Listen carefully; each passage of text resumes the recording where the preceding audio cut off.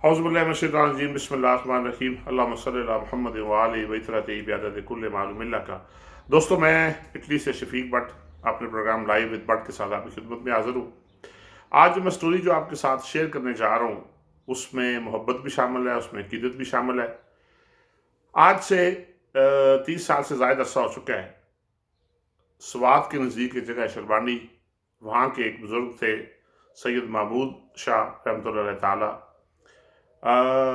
एक वली कामल। फिर उनके बेटे थे सैयद बाबर बादशाह, जो मशहूर थे बाबर बादशाह साहब के नाम से। मेरा उनके साथ बड़ी मोहब्बत थी, अकीदत थी। और मैं अपने नाज़रीन को बताना चाहता हूँ कि बिल्कुल वो रवायती पीरों से हट के, जो आजकल के जो रवायात नज़र आती हैं उनसे हट के उनका सिलसिला था। बहुत अर्सा पहले, जो मैं जैसे अर्ज़ कर रहा हूँ कि 30 साल से ज़ायद हो गए, पिंडी में हम एक जगह पे बैठे हुए थे जिसमें बड़े सीनियर अफसरान बैठे हुए थे, सीनियर हुकूमती अरकान बैठे हुए थे। उनके पास लोग आते थे, इसलिए लोग आते थे कि उनको रहनुमाई मिलती थी।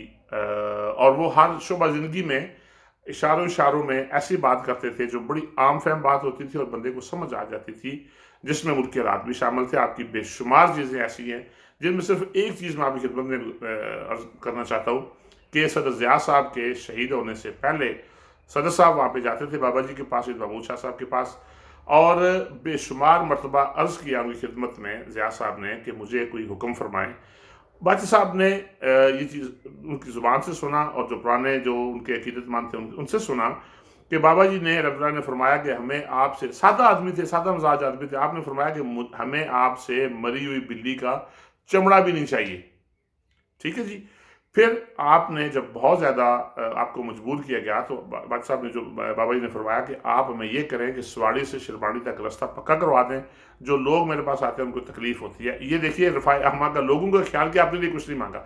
फिर आपने मना फरमाया कि आपने अगस्त के महीने में कहीं भी फ़ज़ाई सफ़र नहीं करना, आप मोहतात रहें। खैर, वो चूँकि जो एक मामला होता है, जो तकदीर का मामला होता है, जो आपने जहाँ आपने मौत लिखी होती है, वो इंसान किसी न किसी बहाने से वहाँ पे पहुँच जाता है। वो मामला हुआ। अब जो मैं मौजू की तरफ आता हूँ, बादशाह साहब के पास जब इतने सीनियर लोग बैठे हुए थे, मैं भी वहाँ पे इत्तेफाक से मौजूद था।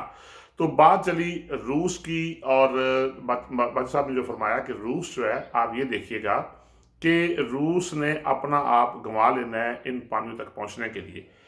फिर आपने फरमाया, जो दूसरी चीज़ फरमाई, लेकिन चाइना का जिक्र है, फरमाया चाइना खुशनसीब मुल्क है इसलिए कि वो जिस जगह पे रूस अपने टुकड़े करवा के वहाँ नहीं पहुँच सकेगा, वहाँ पे चाइना बड़े आसानी से पहुँच जाएगा, बहुत आराम से पहुँच जाएगा। एक हैरत वाली बात थी उस वक्त। ज़ाहिर है जिस लेवल पे उस वक्त, ये उम्र के जिस हिस्से में मैं था उस वक्त, ज़ाहिर है वो उस वक्त मसीह पैक का दूसरे नाम भी नहीं सुना हुआ था। फिर भाई साहब ने फरमाया कि इंडिया बड़ी रुकावटें डालेगा, इंडिया बड़ा खबीस और शरारती मुल्क है, जहाँ रुकावटें वो डालेगा। लेकिन फरमाया कि आप नहीं देखेंगे, मैं भी शायद ना देख सकूं, लेकिन आप देखेंगे कि इंडिया को घर से भी जूते पड़ेंगे, पड़ोसियों से भी जूते पड़ेंगे, और वो कुछ नहीं कर सकेगा जी। और जितने उसके मददगार होंगे वो भी अपनी अपनी मुसीबतों में इस मुब्तला होंगे। जब अमेरिका का जिक्र आया, फरमाया वहाँ तो उस ज़माने में जो किसी के घर में, यानी इशारा आप देखिए, समझिए, और आज के तनाज़ुर में समझने की कोशिश करें कि जो किसी के घर में आग लगाने का सोचता है, अल्लाह उसको अपनी आग में ही जलाता है। ये जो आपने फरमाया, फिर जो सबसे इम्पोर्टेंट चीज़ जो फरमाई, जब इंडिया की बात हुई, तो जो बड़े एक मखसूस महकमे के बड़े सीनियर 3 अफसरान में से लोग बैठे हुए थे, उनमें से एक ने सवाल किया कि बच्चा साहब, इंडिया का तो बड़ा मुश्किल है, इंडिया की क़यादत तो बड़ी जालम और बड़ा इस तरह का मामला है उनका। बादशाह साहब ने फरमाया, अपना जो मखसूस है था, साहिबा क्या बात करते हो, इंडिया का ये तो कुछ भी नहीं। जो इंडिया का तबका गुमरान होगा वो कसाईयों से भी बदतर होगा, शैतान से भी बदतर होगा। लेकिन आप ये याद रखना मेरी बात को, आप देखेंगे, अगर आप हुए देखेंगे, मैं तो शायद ना देख सकूँ, अगर आप देखेंगे तो आपने याद बात रखनी है, उसको अपने ही घर से जूते पड़ेंगे, और बाहर से भी जूते पड़ेंगे, पड़ोसियों से जूते पड़ेंगे, कुछ भी नहीं कर सकेंगे, कुछ भी नहीं होगा। पाकिस्तान को मजाक है साहबा, क्या समझा आपने पाकिस्तान को? पाकिस्तान मजाक नहीं है। ये मैं फिर बात मैंने जो उनके भाई साहब के साहबजादे सुल्तान आलम साहब, उनसे डिस्कस की, और उनकी इजाज़त से ही मैं ये वीडियो बना रहा हूँ। मकसद ये नहीं कि कोई ये साबित करना कि जिनसे हमारी अकीदत है, ان کو بڑا بنا کے پیش کرنا. مقصد صرف یہ ہے کہ آپ یہ دیکھیے کہ اللہ کے ولی کی 30 سال جو پہلے بات تھی آج کس طریقے سے وہ ہمارے سامنے آ رہی ہے. 30 سال سے بلکہ زائد ہی عرصہ ہو گیا ہے کہ کس شکل میں ہمارے سامنے آ رہی ہے. ضیاء صاحب کا معاملہ آپ دیکھ لیجئے، پھر روس کا معاملہ دیکھ لیجئے، پھر چائنا کا معاملہ دیکھ لیجئے. آج ہم خبروں میں پڑھ رہے ہیں، سن رہے ہیں، سوشل میڈیا پہ بھی آ رہا ہے کہ انڈیا کو نیپال بھی جوتے مار رہا ہے، بھوٹان والے بھی اس کو ککیں مار رہے ہیں، چائنا بھی. یہ وہ چیز تھی جو میں آپ کو گوش گزار کرنا چاہتا تھا، آپ سے شیئر کرنا چاہتا تھا. انشاءاللہ میرا ارادہ یہ ہے کہ اگر اس ویڈیو کا رسپانس دیکھوں گا، مجھے رسپانس اچھا ملا تو میں جو مزید جو واقعات میرے سینے میں محفوظ ہیں، جو میرے ذہن پہ ہیں، وہ میں اس ساتھ شیئر کروں گا اور انشاءاللہ آپ کو مزہ آئے گا.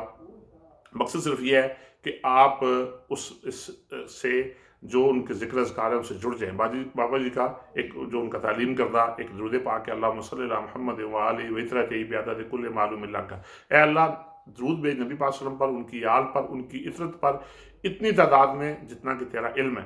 بابا جی فرماتے ہوتے تھے کہ اللہ کے کتنا علم ہے یہ تو انسان اس کا احاطہ نہیں کر سکتا. پھر ایک دعا بڑی پیاری دعا تھی کہ یا ہادی ربی لا تذر علی الارض قوما ظالمین، اے اللہ نہ چھوڑ زمین پر قوم ظالم کو. یہ دیکھیے وہ چیزیں ہیں جو آج اس دور میں ہمیں ان کی ضرورت ہے. اللہ کی آپ کا ناصر جی اور جتنے مساکین ہیں میری ان سے دعاؤں کی درخواست ہے.